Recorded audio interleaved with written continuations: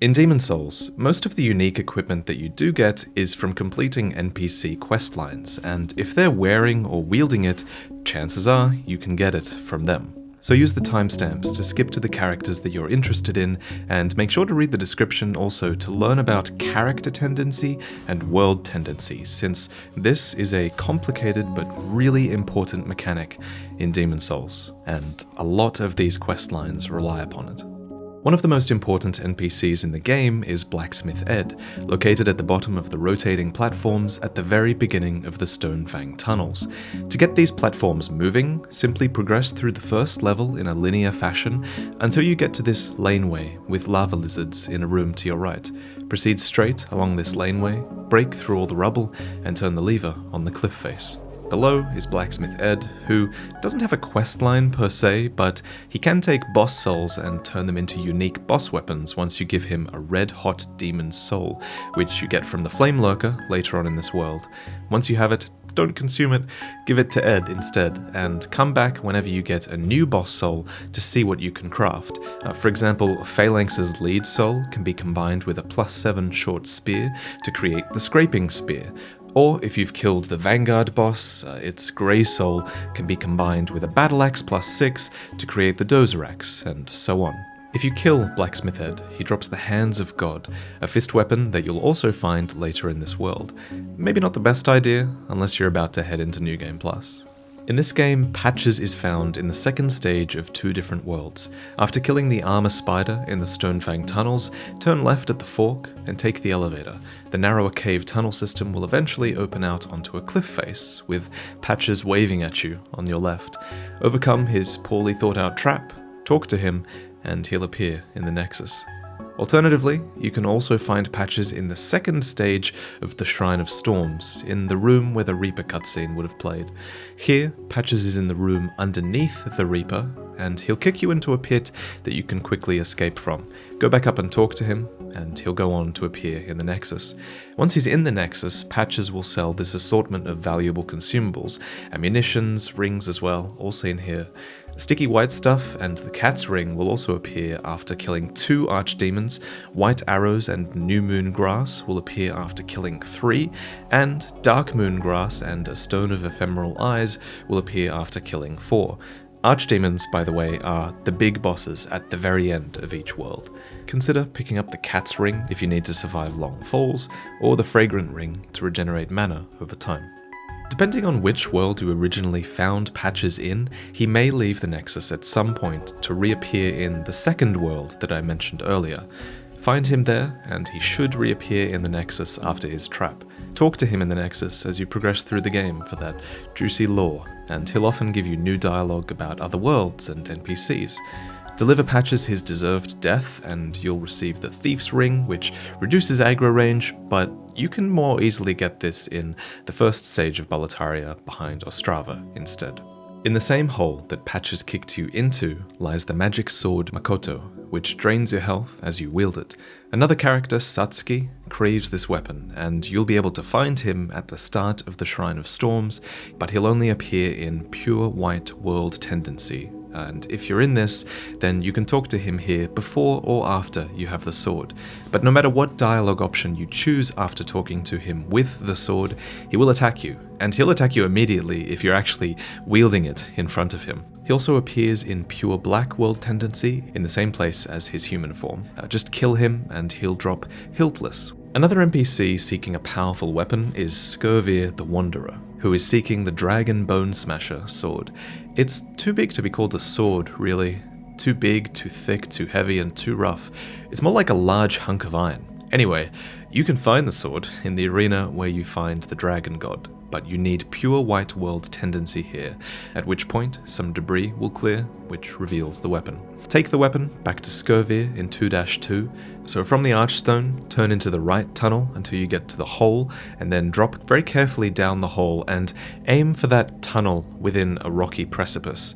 Equipping the weapon here and talking to Scirvir will reward you with a pure greystone, and if you choose to kill him at this point, you can get the Ronin's Ring, which slows weapon durability loss.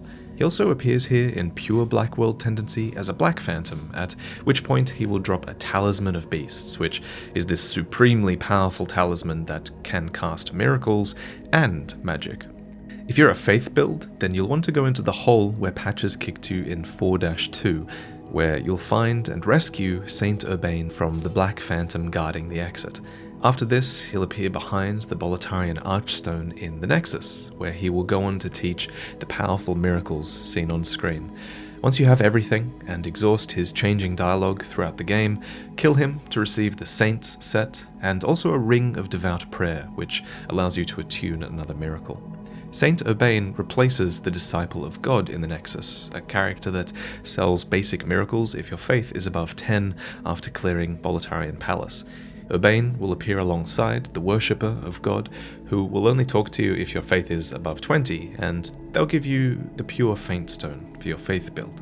But if a magic build is more your style, then look to Freke's Apprentice, who appears on the opposite side of the Nexus if your magic stat is above 10, after clearing Boletarian Palace. He sells these basic spells, but he will eventually be replaced by Sage Freke, who is locked in a cell in the first stage of Latria. Basically just progress as you normally would through this level until you come to the main cathedral, which is behind that machine that shoots a ton of arrows, and also it's the place where you fight the boss of this area. Take the stairs up the right-hand tower, and then take the special key behind the praying Dregling. From the Archstone, Freke's cell requires you to turn right, then go up the stairs. Go to the other end of the hall, go outside, go back in, hug the left wall all the way to the opposite side again, go downstairs one level, and then look to the cells on the right. Rescue Freke, and he'll give you Gary's Stiletto. After this, he'll appear in the Nexus, offering a much more powerful selection of spells, as long as you have the boss souls to exchange for some of the more powerful ones. Once you've exhausted his dialogue and his spell repertoire throughout the game, kill him to receive the Baby's Nail Dagger, the Venerable Sage set, and a Ring of Magical Sharpness, which increases your magic attack at the expense of your magic defense. Even more spells can be attained by rescuing Yuria the Witch, whose questline is only accessible after you've killed an Archdemon, who are the bosses at the end of each world. This dissipates the fog after the Tower Knight fight in Boletaria Castle, after which you can go on to clear 1-3. We'll also talk about how to rescue Biorr here, since they're right next to each other. So, after you clear 1-3, make sure to kill the 2 fat officials in this zone, who will give you A, the Iron Keys, and B, a fat official's cap. The first official is seen after the narrow path, with the assassins in it, and the second official is past him after you get to a point where you can double back along the main path, all the way back to where the gate first shut when you first started this level. This second one drops the cap. The leggings and gloves are dropped in 2-1, one across the broken bridge and the other before the armored spider. And the official's clothes are from taking the leftmost tunnel when you spawn in at 2-2. Once you have these items, go back to the 1-3 Archstone and then turn backwards and face the Dragon Bridge. On the right is a door that will now unlock, leading to the jail. Here, you can rescue Biorr, who we'll talk about more in a moment. He'll help you kill the fat official in this area, in the jail for the bloody set of keys, which you'll also need to rescue Yuria. Once again, go back to 1-3, and this time go forwards and unlock the door in the alleyway directly opposite the courtyard with the dogs and the abandoned carriages. Within, there's a tall tower housing a truly isolated prisoner, where the fat officials set to fool the fat official above, who will lower the drawbridge, remove the hat, and rescue Yuria, who will now appear on the right side of your Nexus, teaching the spells seen on screen.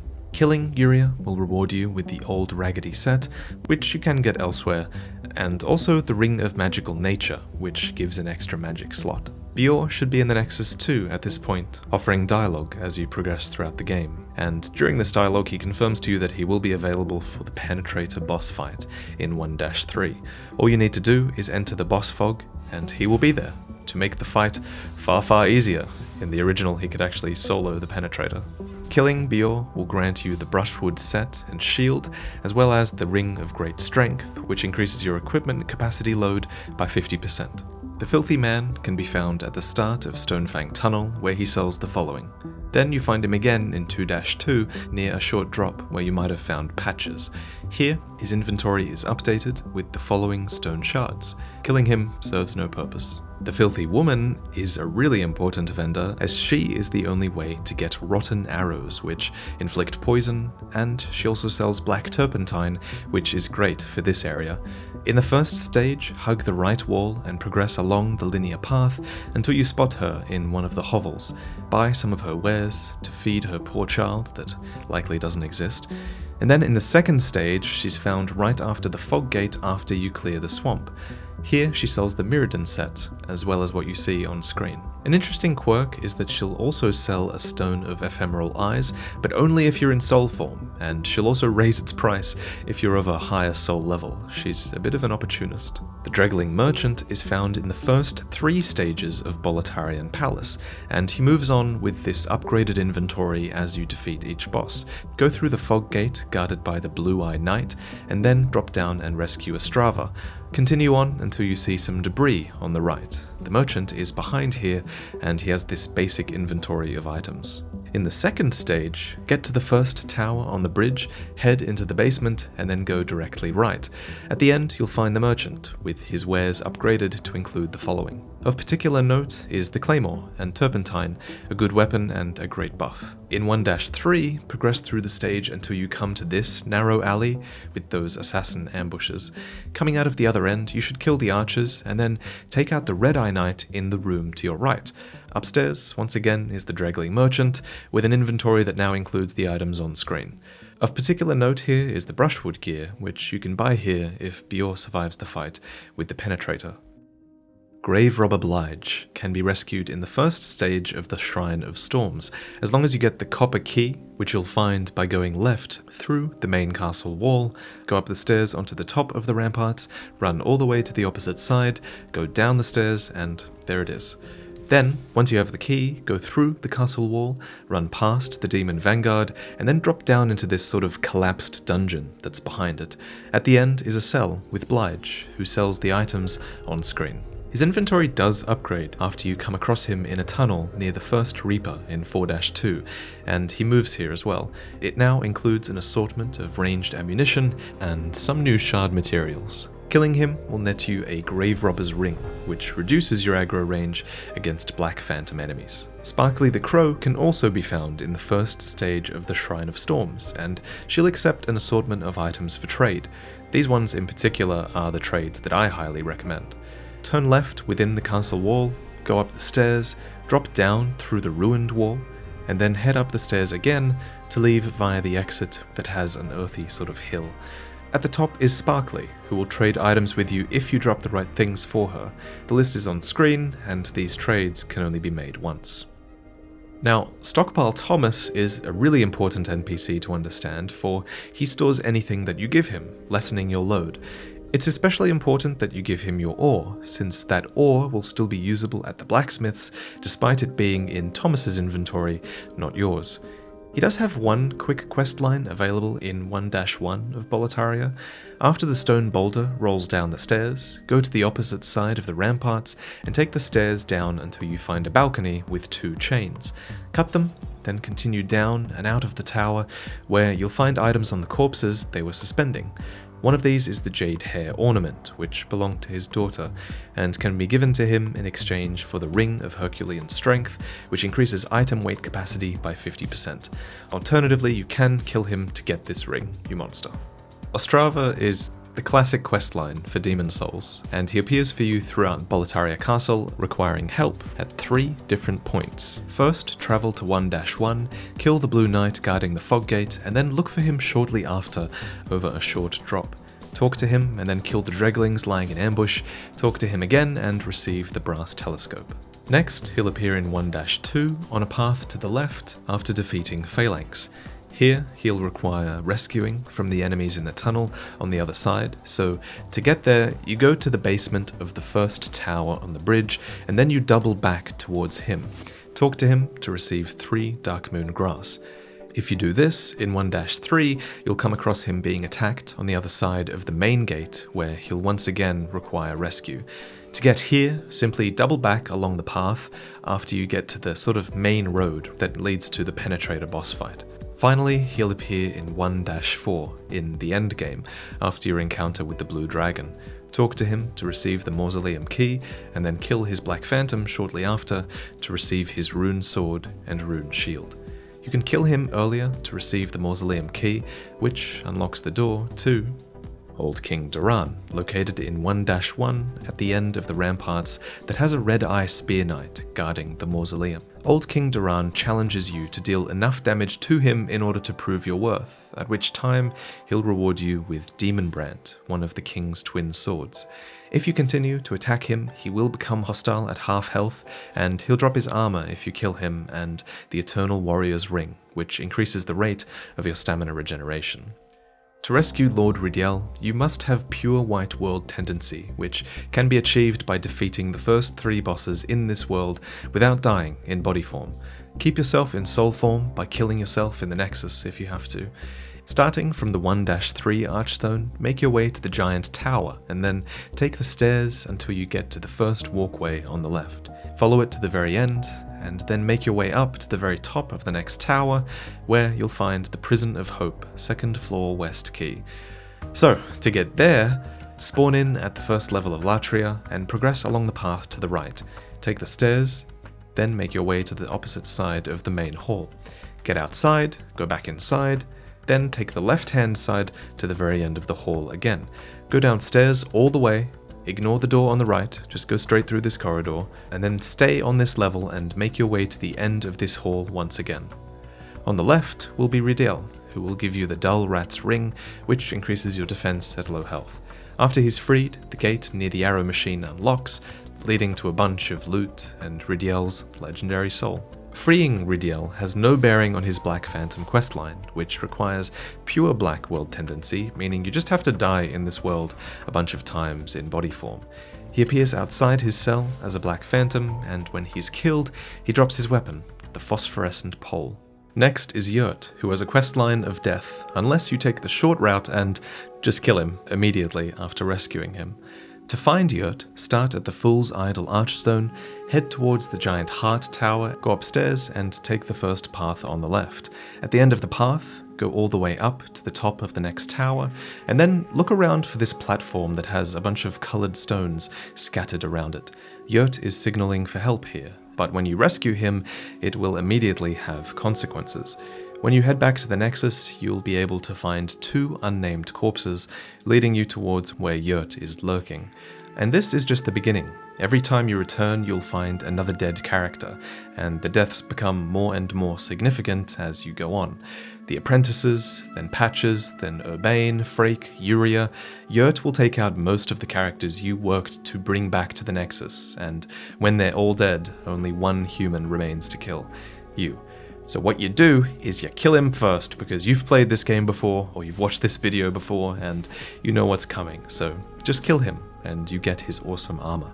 To get Selen Vinland's armor and ring from her questline, you'll need to go to the 2nd level of the Valley of Defilement, then run from island to island on the main path through the swamp, and when you hit the fog gate, look for her in the swamp on the right side of the scaffolding. She only appears here in pure white world tendency, asking about her brother Garl, who is a part of the last boss fight in this world. During your fight with him, he'll drop his armor, his shield, and the Crest of Vinland, which you can return to her in return for a Ring of Devout Prayer, which gives you an extra miracle slot. However, what you really want from her is her armor, which you'll get along with her ring just for killing her. Don't do that just yet though. First, take advantage of your pure white world tendency and warp to the Dirty Colossus Archstone. Go back into the boss cavern and Garl will be there in Black Phantom form, where he'll drop his weapon Brammed.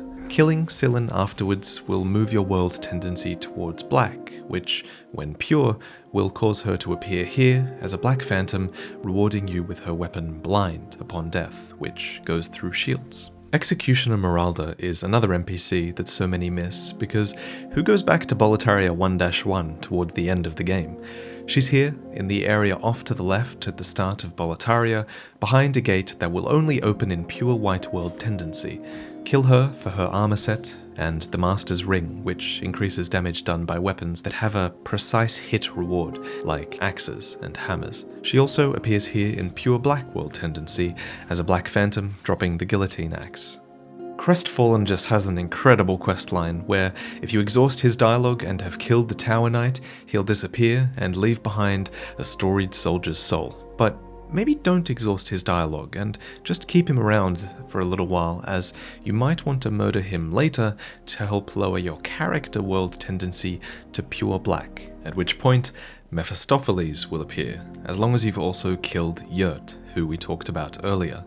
So Meph is another assassination NPC, and unlike Yurt, who needs to be dead at this point, she encourages you to kill her targets in return for a reward for everyone that you kill. If one of her targets is already dead, then you won't get any reward and she'll just skip to the next one on her list. Here is the list of her targets, by the way, and here are the rewards that you get for killing them. Of special note is the Foe's Ring, which increases damage as a Black Phantom, and you get that from killing Yuria the Witch.